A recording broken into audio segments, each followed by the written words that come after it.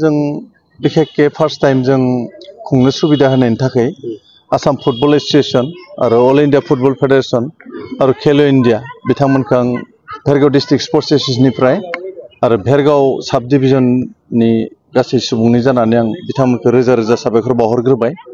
जों मिजिं थिदों under 13 girls football competition गेलेनायनि गेजेरजों बे ओनसोलनिफ्राय जाहाथे जों स्टेट लेभेल अल इंडिया लेभेलाव जाहाथे जों गथ'फोरखौ प्रमोट खालामनो हायो गुबै थांखिया बेनो। आरो प्रथमबारनि थाखाय जों जिहेतु अंडार 13 गार्ल्स खुंदों अस्मिता खेलो इंडियाखौ खुंदों गतिके बेयाव जों आसा खालामबाय थादों दायो निश्चय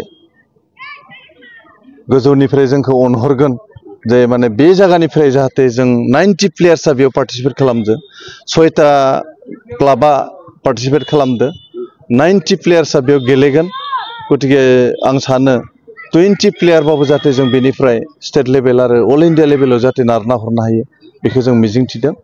आरो निश्चय जोंनि जिखिनि प्लेयार जों दा नुनो मोनदों जथेस्थ' गोरों आरो सोलोंजेननाय गथ'फोरबो फैदों गासैखौबो लानानै जों मथथे 20 प्लेयार्सआ जाहाथे बेनिफ्राय स्टेट लेभेलाव कम्पिट खालामनो हायो जों बेखौ मिजिं थिदों।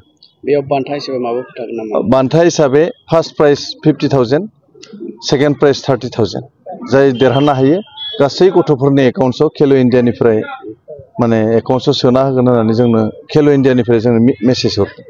बिटिसिआव माबाफोर जाबावदों ना बेनो फार्स्ट? सिगां जानायखौ आं बारा नलेजाव गैया खिन्थु जोंनि उदालगुरि डिस्ट्रिक्टआव बे फार्स्ट टाइम जादों गतिके आं जाय 6टा क्लाबा बेयाव पार्टिसिपेट खालामदों आरो जोंनि दिनैनि जायफोर गेस्टआ जोंखौ इन'ग्रेल सेरेमनियाव बाहागो लाफैनानै हेफाजाब मदद होफैबाय 6टा क्लाबनि सेक्रेटारि प्रेसिडेन्ट मेनेजार कोच लोगोसे जोंनि दैदेनगिरिफोर जायफोर दिनै अपेनिं सेरेमनियाव नुजाफैबाय बिथांमोन गासैनिसिमबो आं भेरगाव डिस्ट्रिक्ट स्पर्ट्स एसोसिएशननिफ्राय अननाय आरो सिबिनाय बावहरबाय। दिनैनिफ्राय जागायनानै सानबेसे थागोन? दिनैनिफ्राय जागायजेननानै दिनै 20 जानुवारि 30 जानुवारियाव फोजोबहैगोन होनना बुंदों खेलो इन्डियानिफ्राय।